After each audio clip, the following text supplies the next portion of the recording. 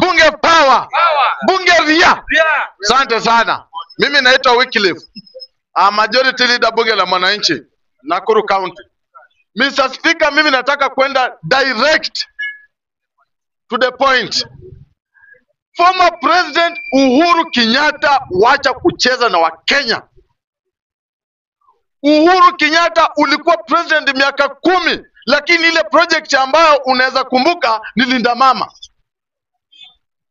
Ile project ambayo unaweza sema, unaweza ambia Wakenya ambayo tulifanya jana, uliongea vibaya sana. Ukasema atu William Ruto atulete Linda Mama, William Ruto akakuja kutoa. Miaka 10 kama president, Linda Mama peke yako ndio unaweza kuja kutuambia project ulifanya. Wewe ulifeli wa Kenya. Na mimi nataka kuambia Fred Matiang'i. Fred Matiang'i unageuzwa mbaya sana, na unafaa ujue hivyo. Kwa sababu uwezi pewa, in fact chama ya Jubilee ilikufa kitambo, ambao unadanganywa naye tutapewa. Chama ya Jubilee ilikufa na mtu jana ilikuwa upewa uongozi wa Jubilee, haukupewa. Ujiulize kwa nini unageuzwa.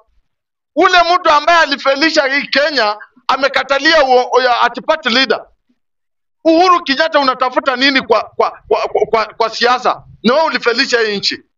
Wewe ulimaliza miaka yako 10, enda upumuzike. Enda ukae kwa upumuzike, uache watu wafanye siasa yao. Nikimalizia Mr. Speaker, nataka kusema hivi.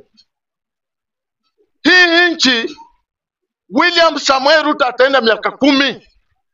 Yale mambo William Ruto amefanya hii Kenya inastahili hata tubadilishe katiba. Na mimi nakubaliana na Raila Amolo Odinga. Alisema hii katiba tubadilishe na tutoe term limit, William Ruto abadilishe nchi ikuwe kama Colombia. Abadilishe nchi ishinde hata Amerika. Hivyo ndio tunataka.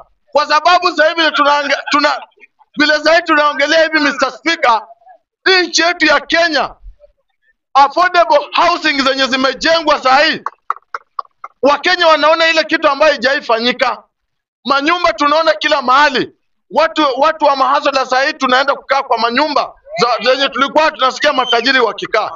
Kwa hivyo William Ruto, miaka 10 haitoshi. Tunataka kama tunaweza kuongezea kwa hiyo miaka kama miaka 30, Mr. Speaker, iende miaka 50.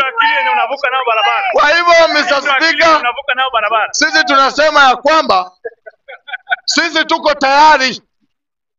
Sisi tuko tayari.